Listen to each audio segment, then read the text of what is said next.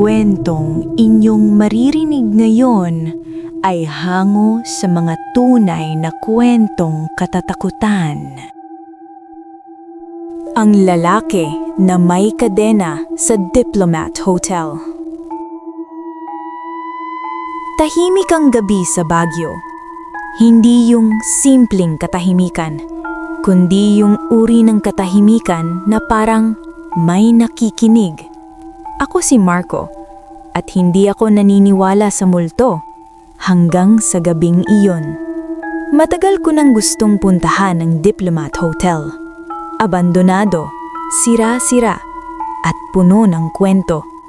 Kwento ng mga pari, kwento ng giyera, kwento ng mga taong hindi na nakalabas.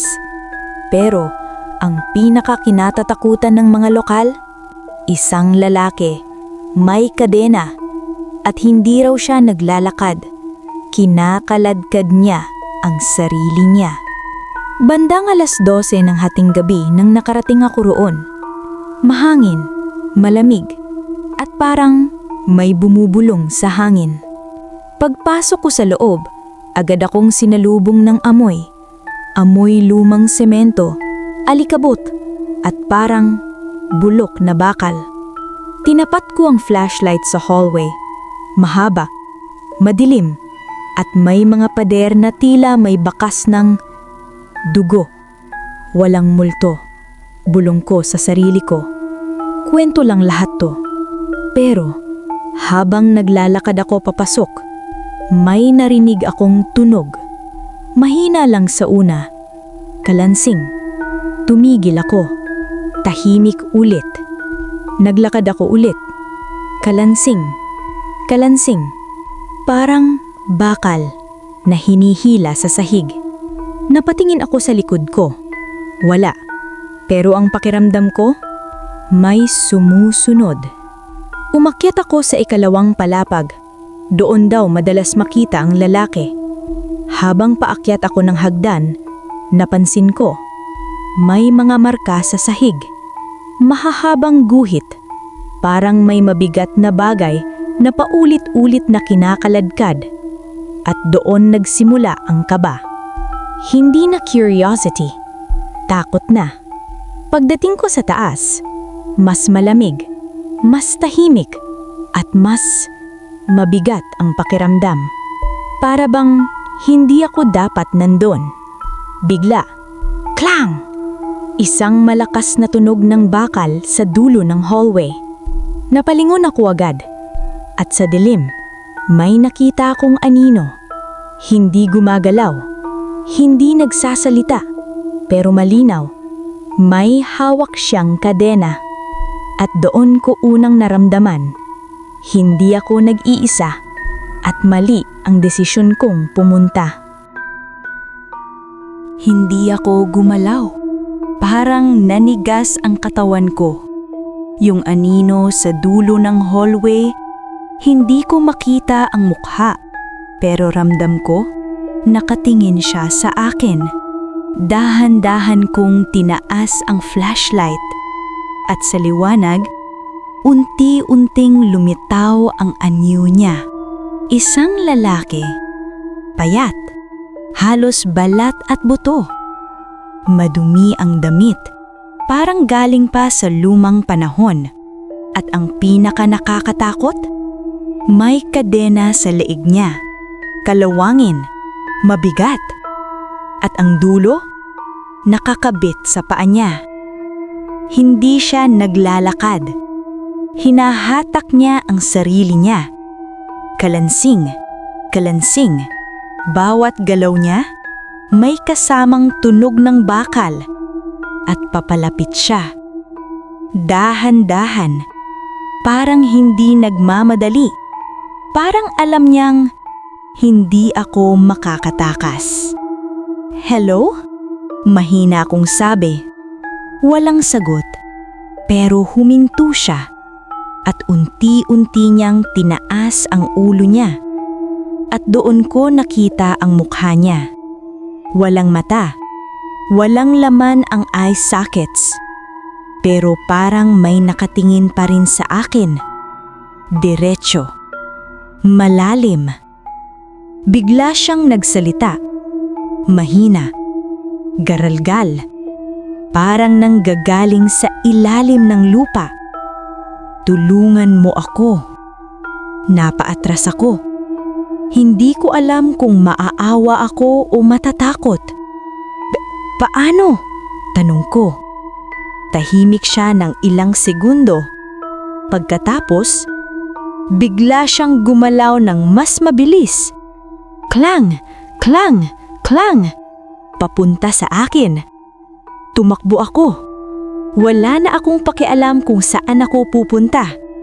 Pasok ako sa isang kwarto. Sinara ko agad ang pinto. Humihingal. Nanlalamig. At sa labas, narinig ko siya. Kalansing. Kalansing. Palapit. Tumigil sa harap ng pinto. Tahimik. Sobrang tahimik. Tapos, klang! Tinamaan ng kadena ang pinto. Napaatras ako. At doon ko napansin, sa sahig ng kwarto, may mga lumang marka. Parang may isinulat gamit ang dugo. Huwag mo siyang tulungan. Nanlaki ang mata ko. At sa likod ko, dahan-dahang bumukas ang bintana. Kahit walang hangin. At may bumulong. Malapit sa tenga ko. Siya ang dahilan kung bakit kami nandito. Hindi ako makagalaw. Dalawang bagay ang sabay kong nararamdaman. Takot at pagkalito. Sa harap ko, ang pinto. May kumakatok. Hindi kamay. Kadena. Klang, klang, klang. Sa likod ko, may boses. Hindi ko nakikita kung sino, pero malinaw. Pinapatay niya kami. Napalingon ako. Wala. Pero ramdam ko, marami sila. Nakapaligid. Hindi nakikita. Pero naroon. Sino siya? Tanong ko, nanginginig. Saglit na katahimikan, tapos sabay-sabay silang bumulong. Siya ang bantay na naging halimaw. At biglang pumasok sa isip ko ang kwento. Noong panahon ng giyera, may isang lalaki raw na naatasang bantayan ng mga bihag sa hotel. Pero hindi siya simpleng bantay. Malupit siya. Walang awa. Ikinakadena niya ang mga bihag. Pinapahirapan. At ang iba, hindi na nakalabas ng buhay. Hanggang isang gabi, nag-alsa ang mga bihag at siya, ikinadena rin. Iniwan siyang mag-isa. Sa dilim, sa gutom, sa sakit. Hanggang sa mamatay siya. Pero hindi natapos doon. Dahil ngayon, siya na ang nakakadena. Habang ang mga biktima niya, nakatali sa lugar. Kasama niya.